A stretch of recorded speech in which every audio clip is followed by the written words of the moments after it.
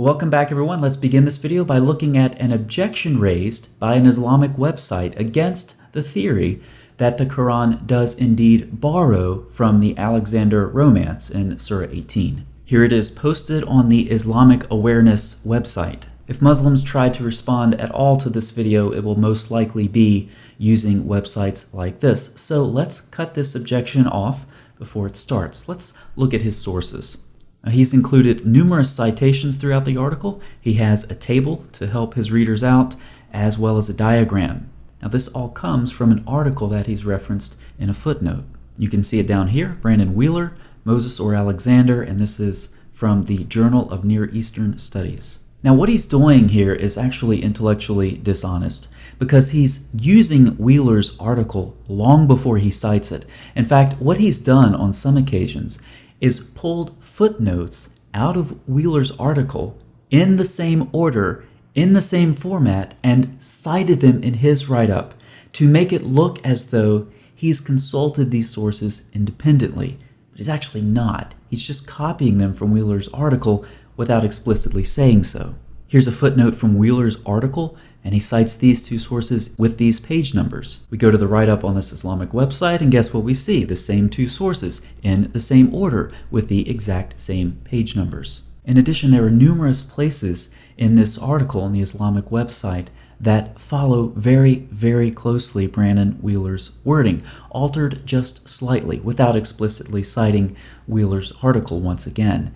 It seems that in defending the Quran's plagiarism of the Alexander Romance stories, this author has plagiarized an article from an academic journal. How ironic. Now, aside from all of that, though, we still have an article published in a peer-reviewed journal which says that the Quran did not borrow from the Alexander Romance story in Surah 18. Citing him properly instead of plagiarizing this time, he quotes, Surah 18 is not necessarily derived from the Alexander stories. On the contrary, more discerning examination of the different texts show that the later recensions of the Alexander stories are dependent upon the Quran. So I guess we're finished. The Quran did not borrow from the Alexander Romance. Just kidding. Let's jump into a 2007 essay written by Kevin Van Bladel, published in The Quran and Its Historical Context. He says the present investigation will show that the Quran is retelling the story found in this particular Syriac text, but that is just the beginning of the matter. Now, as we've seen from the Islamic Awareness website, Brandon Wheeler's article is heavily relied upon, and his work is cited in this essay by Kevin Van Bladel. And it's not good. He says, moreover, some recent scholarship has brought considerable confusion into the study of Alexander's stories in relation to the Quran. Who do you think he cites in this footnote? Brandon Wheeler, Moses or Alexander, the exact same article we saw from the Islamic Awareness website. He says Wheeler does not directly address Naldeki's hypothesis of the relationship of the Alexander legend to the Quran. This strikes me as an unfortunate oversight. He says Wheeler has overlooked a good deal of relevant published research, but has almost completely avoided getting into the details of the text that could be used to establish their real interrelationships. In his charts, and this is rather comical, Wheeler suggests that the Babylonian Talmud is a source of the Christian Song of Alexander, which is extremely unlikely. He also makes the point against Wheeler that just because the Quranic commentators are relying on a prior tradition, which they clearly are, does not mean that the Quran isn't also.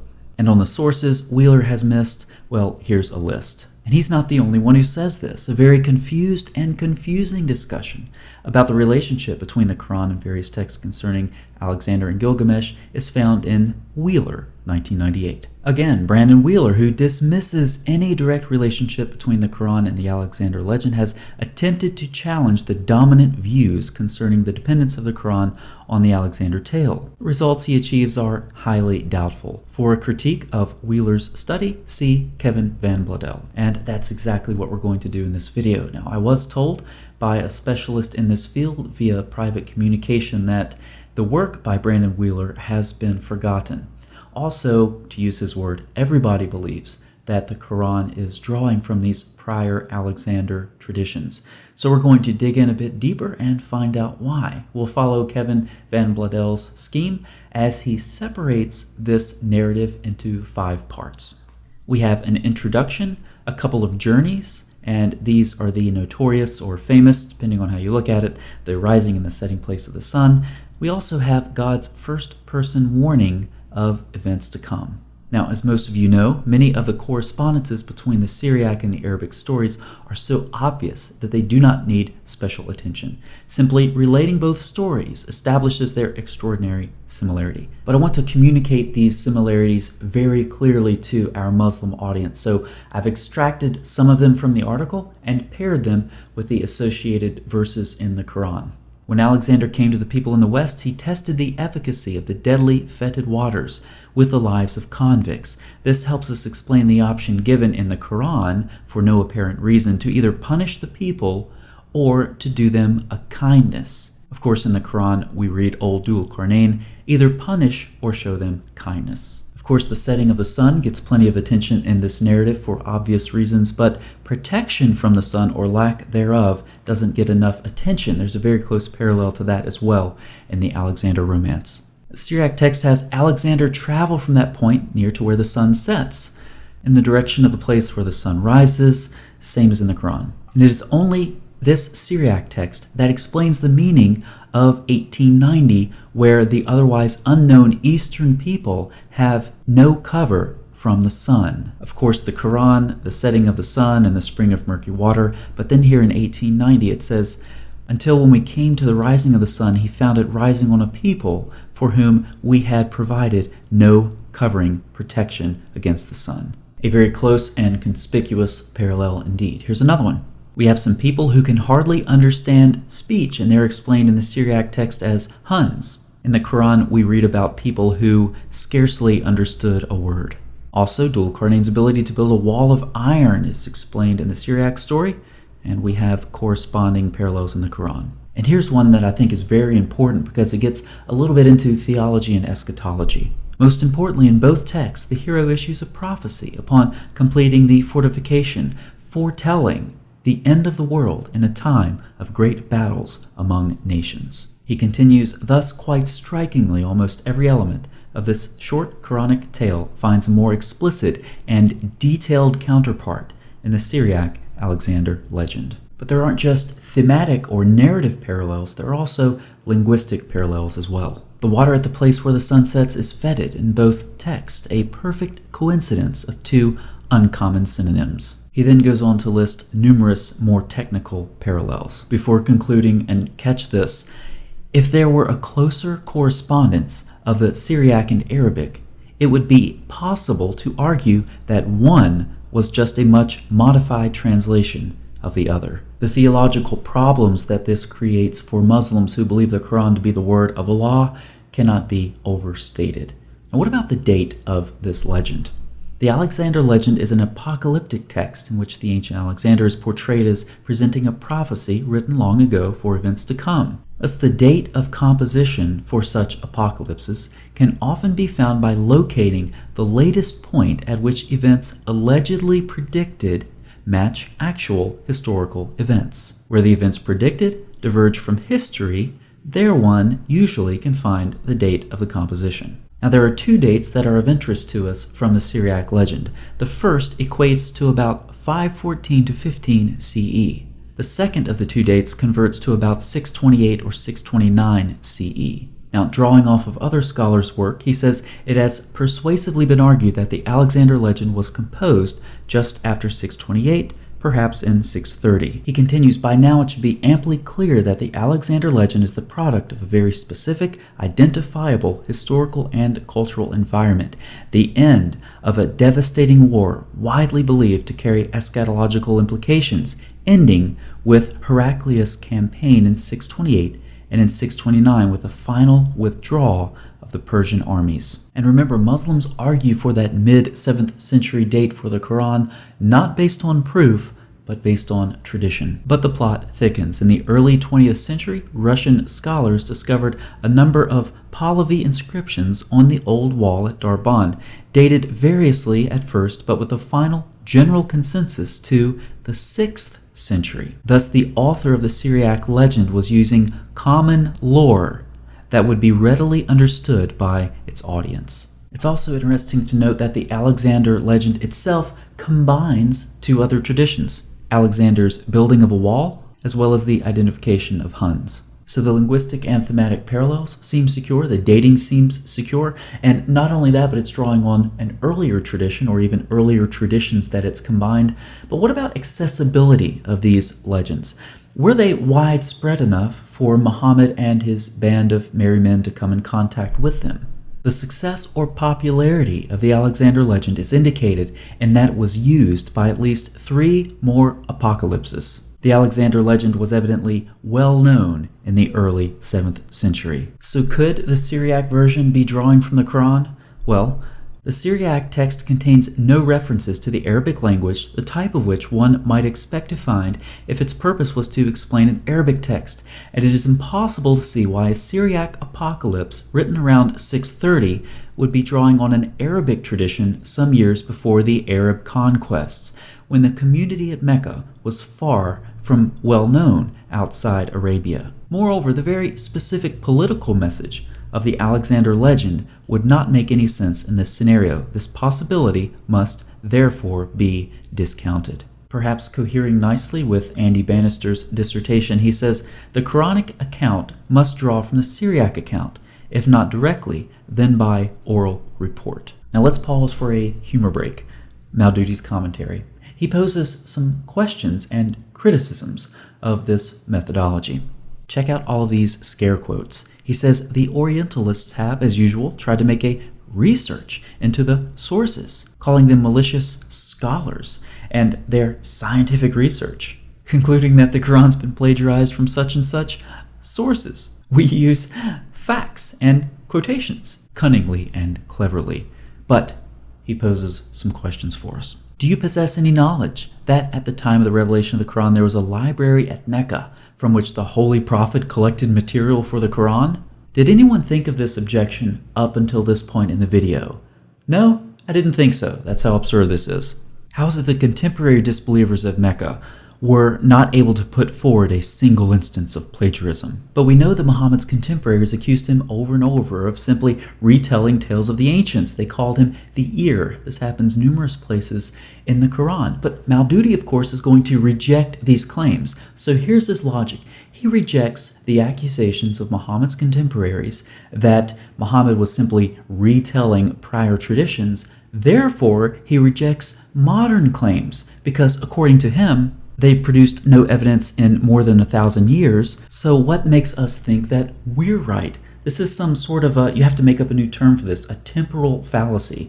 Because the people back then were wrong about this issue, according to him, then the people today can't be right either. How many non sequiturs can you have in a single objection? The last and most important question is, does it not show that it is bigotry and malice, blah, blah, blah, blah? No, it doesn't.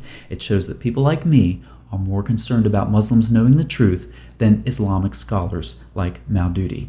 Now, what is utterly lacking from all of this stuff in Maududi's tafsir? Data, facts, proof. He has none of it. He has emotional objections. Speaking of facts, you know that prophecy in Surah 30?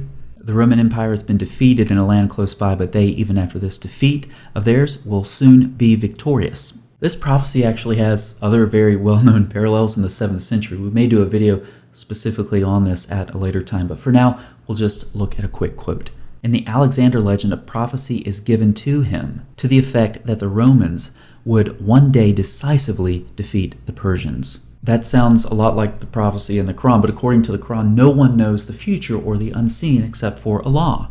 To Allah belongs the unseen. So Muslims, if you want to claim that Roman victory is a prophecy in the Quran, then that also means it's a prophecy in the other contemporary 7th century traditions, which means that others aside from Allah also know the unseen, which means you just committed shirk. Now let's open up our study to more of Surah 18. We're going to add in that mysterious companion of Moses, starting at about verse 65. It's well known, of course, that his name is Al-Khidr. Now, Khidr in Islamic literature is the one who gained eternal life when he drank from the fountain of life. He was an executive officer of Alexander the Great. He's also identical with Alexander's cook, who discovered the fountain of life by means of the salted fish. Now we're going to get deep into the tangled mess of Islamic tradition. Let's bring another character onto the stage. His name is Elijah. The Tishbite is no doubt the most prominent and the most popular figure in the legendary world of post-biblical Judaism. Striking attributes of Elijah are eternal life and omnipresence. Keep that in mind, okay? There's an 11th century Jewish scholar who quotes a tradition about Elijah. He accompanies a famous rabbi of the 3rd century on his travels and shows him several incidents which, on the surface, seem to militate against God's justice. The Quran's version of Surah 18 should be coming to your mind as we go through this, but when interpreted by the prophet, are revealed as wonderful instances of the wisdom and justice of divine providence. This is precisely how the story in the Quran goes. Let's look at some parallels. The rabbi wanted to accompany Elijah on a journey, but the rabbi was prohibited from asking any explanation of Elijah's actions. In the Quran, Moses wanted to follow someone on a journey, but was prohibited from asking about any of the actions that Khidr would take. In the Jewish legend, we have a wall that was broken down. Elijah prayed that the wall might erect itself, and lo, it stood upright. From the Quran, Moses and his companion found a wall on the point of falling down, but he set it up straight. And as we noted earlier, both of these accounts end with an interpretation. Now, which of these is earlier? Is the Quran relying on prior tradition? You can guess what my answer to that question is. The antiquity of the legend is attested by Muhammad, who reproduces it in the Quran. There is no valid reason to doubt the Jewish origin of this legend. Elijah also appears as the vindicator of God's justice in the old Haggadah, preceding the Quran by centuries. And as we saw, that's exactly the role that Elijah plays in this tradition attributed to the 3rd century. Now, did you think that we would be talking about sea monsters in this video? I'm going to throw some sea monsters in at no extra charge. Khidr literally means the green one, representing the freshness of spirit and eternal liveliness, which corresponds with the original designation of the sea demon into which Alexander's cook was transformed when thrown into the sea. So there's a further allusion in Islamic tradition to the Alexander legend. Now there's some more interesting developments about Khidr other than the whole sea monster thing. Let's take a look at those. He's one of the 4 prophets whom the Islamic tradition recognizes as being alive or immortal. We see some parallels here with Elijah in the Talmud. Michael reaches his destination in 1 leap, Gabriel in 2, Elijah in 4. Because of Elijah's miraculous travel abilities, he attends every circumcision ceremony performed in a Jewish family. They keep a chair for him, and he visits every Jewish home on Passover Eve. What about Khidr? Well, he gets around too. He was known to travel great distances in short periods of time. He became known for daily prayer circuits that included prayers at major monuments in various cities. The Quran and Islamic tradition as a whole are nothing but a patchwork quilt of prior traditions. Khidr, as conceived in Islam, is not derived from one definite source, but is rather the composite of a large number of legends and myths of widely divergent origin and character. Put more succinctly, these traditions, historically speaking, are inherited from earlier myths and faiths. It's been a long video, so let's make it a short summary. We've utterly destroyed the Islamic Awareness article defending the Quran's dependence on the Alexander myth. We've seen exceptionally sound historical circumstances, linguistic parallels, and thematic correspondences contributing to the conclusion that the Quran was borrowing from the Alexander legend. We've also seen that the Alexander legend was a widespread, very influential work and would have no trouble reaching Arabia in written or oral form. We've seen Islamic tradition as a whole, like the Quran, is nothing but a patchwork quilt of prior traditions. Friedlander had it right when he said the fountain of life in the Quran and the Elijah legend were made to follow one another in a most artificial and clumsy manner, welded into one continuous narrative. Is this all really from Allah, Muslims? Wake up. Look at the evidence in this video and elsewhere on this channel and others. Look at the evidence, look at the data, look at the proof, and don't be afraid to draw the intellectually responsible conclusion. Islam is a sham. Thanks for watching.